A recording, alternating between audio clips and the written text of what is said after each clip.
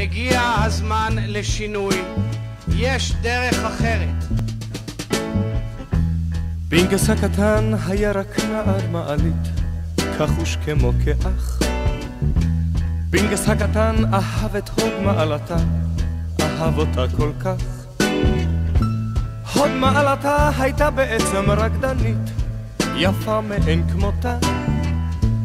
הוד מעלתה גם לא ידע שבעולם יש פינקס הקטן.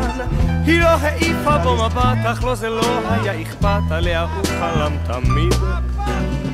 בין הקומות במעלית, כי היא כל כך יפה הייתה, הוד מעלתה.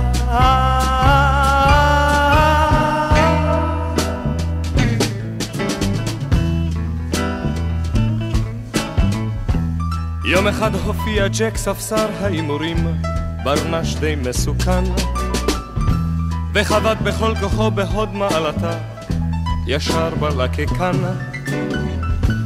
הוד מעלתה התגלגלה במדרגות, למטה עד סופן.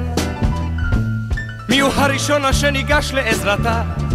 זה פינקס הקטן. היא לא העיפה בו מבט, אך לא זה לא היה אכפת, הוא לא ידע על מה הוכתה. אך הוא מיער לעזרתה, כי בעיניו תמיד הייתה הוד מעלתה.